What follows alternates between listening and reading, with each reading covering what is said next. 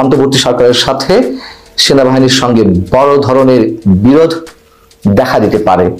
সরকার পরিবর্তনের কোনো ভাবনা নাকি বিশেষ কোনো পদের পরিবর্তনের ভাবনা, তিনি যে ওয়ার্ডগুলো ইউজ করেছেন তাতে আসলে একটু কনফিউজিং।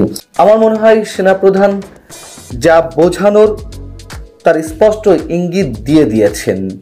দেশের যে সার্বিক একটি চরম অস্বাভাবিক অবস্থা, তার মধ্যে সোমবার সেনানিবাসে একটি অনুষ্ঠানে সেনা সদস্যদের উদ্দেশ্যে জেনারেল ওয়াকারুজ্জামান যে বক্তব্যটি দিয়েছেন খুবই সিগনিফিকেন্ট। আমরা হয়তো অনেকে অনেক কিছু ধরে নিতে পারি, কিন্তু আমি আমারটা বলবো।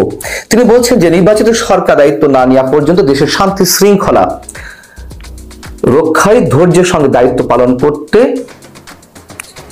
সেনা সদস্যদেরকে সচেষ্ট থাকতে হবে।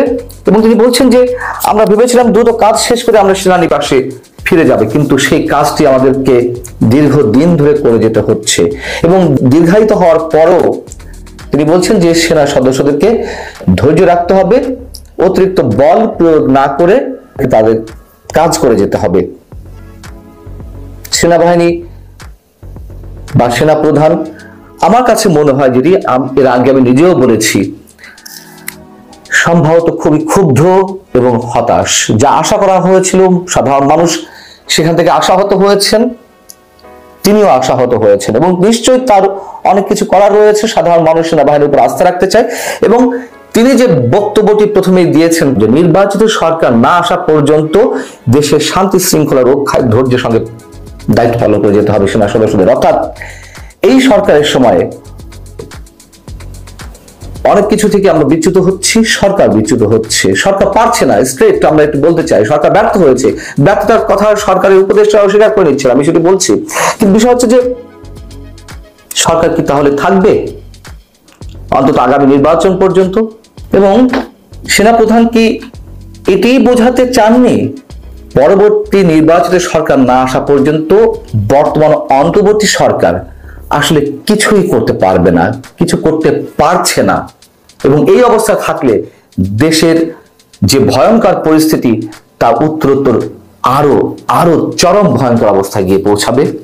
এই যে নৈরাজ্য, তা কি কারণে বৃদ্ধি পেয়েছে? উপদেষ্টাদের কথাবার্তা, কোন কোন উপদেষ্টার প্রত্যক্ষ কিংবা পরোক্ষ সহযোগিতায় যে নানান ধরনের মব ক্রিয়েট করা হয়েছে, সেই মবের সঙ্গে অথবা যারা উশৃঙ্খল জনতা তারা তো উৎসাহিত হয়েছে। বুলডোজার দিয়ে যখন 32 নম্বর থেকে সারা দেশে একটা অরাজকতা শুরু করা হলো, কেউ বাধা দিয়েছে? বরঞ্চ আমরা দেখেছি ফেসবুক স্ট্যাটাস দিয়ে কোনো কোনো উপদেষ্টা তাদেরকে উৎসাহিত করেছেন, উৎসব করার আহ্বান জানিয়েছেন। উৎসব হোক, এইভাবে স্ট্যাটাস দেওয়া হয়েছে। এবং পরবর্তীতে যে সন্ত্রাসীদেরকে ধরার জন্য ডেভিল হান্ট অপারেশন শুরু করা হলো, বিশেষ একটি গোষ্ঠীকে টার্গেট করে এই অপারেশনের শুরু, সেটি তো আমরা জানি। এবং তাদেরকে কেবলমাত্র ধরা হচ্ছে। বুলডোজার বাহিনীর কাউকে কি ধরা হয়েছে পর্যন্ত? নিশ্চয় ধরা হয়নি। সন্ত্রাসীরা এখন করছে কারা? আওয়ামী লীগ করছে, করতে পারে সব জায়গায় তারা। তাহলে আপনারা আছেন কি জন্য? আমি যদি তর্কের খাতে ধরে নিই, এই কথাগুলো এর আগেও বলেছি, তারপরে বলতে হচ্ছে। মানুষ তো দিনে দুপুরে আপনার রাস্তায় বের হতে ভয় পায়। ছিনতাইয়ের কবলে পড়ে কিনা, ডাকাতির কবলে পড়ে কিনা, নারীরা ধর্ষণের শিকার হন কিনা। এবং গত 72 ঘন্টায় 65 জন ধর্ষণের শিকার হয়েছেন। এটি কোন কোন গণমাধ্যমের হিসেবে অটোরিকশা থেকে নামিয়ে গৃহবধূকে ধর্ষণ, শহীদ মিনার থেকে ফুল দিয়ে ফেরার পথে 4র্থ শ্রেণীর ছাত্রীকে ধর্ষণ, কোথাও ঘুরতে গেছে দম্পতি, স্বামীর সামনে গৃহবধূকে টেনে নিয়ে ধর্ষণ চলছে তো।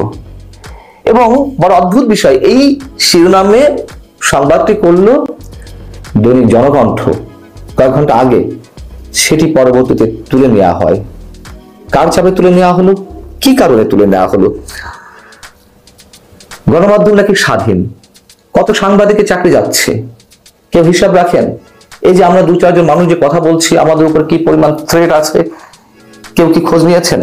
এবং এ কথা তো আগেও জানিয়েছি যে কি পরিমাণ থ্রেট নানান পর্যায় থেকে আসছে। এই অবস্থায় আমাদের স্বরাষ্ট্র উপদেষ্টা কি করলেন? রোববার গভীর রাতে রাত 3টার সময় তো তিনি নাটক করলেন, ভেবেছিলেন কি না কি ঘোষণা তিনি দিলেন, সাংবাদিকরা ভেবেছিলেন তিনি জানালেন দেশের পরিস্থিতি ভালো আছে, যা কিছু করছে আওয়ামী লীগ করছে, তাদের অনেক টাকা। আবার এই ব্যক্তি স্বরাষ্ট্র উপদেষ্টা লেফটেন্যান্ট জেনারেল জাহাঙ্গীর সাহেব তিনি সচিবালয়ের সোমবার সাংবাদিকদের সামনে বলছেন, আইন শৃঙ্খলা পরিস্থিতির ব্যাপারে স্বাধীনতা 53 বছরে আমার মনে হয় মিডিয়াতে এমন কোন এমন ভাবে লেখা হয়নি। কেমন ভাবে লেখা হয়নি তো প্রমাণ পাওয়া গেছে। আমি জনগণকে উদাহরণটি দিলাম যে 72 ঘন্টার পরশুটি ধর্ষণ, সেই লেখাটি তুলে নেওয়া হয়েছে। তিনি বলছেন এবছর আইন শৃঙ্খলা পরিস্থিতি খুবই ভালো। আমরা কি বলতে চাই এখানে, কি বলা উচিত? তিনি বলছেন যে আমি বলবো আইন শৃঙ্খলা পরিস্থিতি স্যাটিসফ্যাক্টরি, সন্তোষজনক। আর বলছিলেন যে কোনো কোনো উপদেষ্টা আবার বলছেন, দায় স্বীকার করে নিচ্ছেন। এদিকে স্বরাষ্ট্র উপদেষ্টা বলছেন যে আইন শৃঙ্খলা পরিস্থিতি ভালো, আবার আইন উপদেষ্টা একটু ভালো সাজার জন্য তিনি বলছেন যে দেশের বর্তমান পরিস্থিতি নিয়ে আমাদের অবশ্যই ব্যর্থতার দায় নিতে হবে। ডক্টর আসিফ নজরুল বলছেন আমাদের ব্যর্থতা আছে, এটা অস্বীকার করার কোনো উপায় নেই। আইন শৃঙ্খলা পরিস্থিতি এমন যে আমাদের আত্মতুষ্টির সুযোগ নেই, তবে আমরা চেষ্টা করছি, চেষ্টা আছে, আত্মজিজ্ঞাসা আছে। আমরা একটা ভঙ্গুর অবস্থায় ধ্বংসপ্রাপ্ত প্রতিষ্ঠান নিয়ে কাজ করছি। কিন্তু তিনি সেই একইভাবে আওয়ামী লীগের কাছে দোষ চাপিয়ে দিয়েছেন। সেই রাজনৈতিক বক্তব্য, পার্থক্যটা কোথায়? কিভাবে আইন শৃঙ্খলা পরিস্থিতি বলি কিংবা নিত্য পণ্যের দাম বলি বা চাঁদাবাজি থেকে দূরে থাকার কথা বলি, দূরে রাখার কথা বলি মানুষকে, কিভাবে হবে? আমাদের প্রধান উপদেষ্টা তো চাঁদাবাজদের দেখতেই পান না। চাঁদাবাজি যে হচ্ছে সেটা তিনি জানেনই না সম্ভবত। এর আগে বলেছেন না কথাবার্তায়, সাক্ষাৎকারে সিনিয়র সাংবাদিক নুরুল কবিরের সঙ্গে, এই সরকারের চোখ হয়তো এত পরিষ্কার না, চাঁদাবাজি হচ্ছে দেখতে পাচ্ছি না। কি অদ্ভুত সব কথাবার্তা।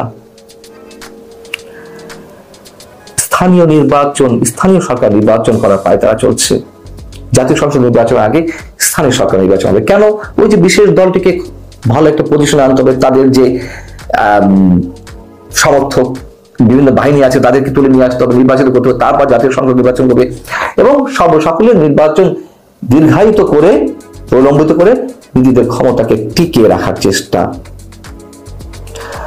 অনেকেই অনেক ধরনের ব্যাখ্যা করতে পারেন সেনাপ্রধানের বক্তব্যে, তবে আমার কাছে যেটি মনে হয়, সেনাপ্রধান কি বলেছেন না বলেছেন তিনি নিশ্চয় ভালো জানেন।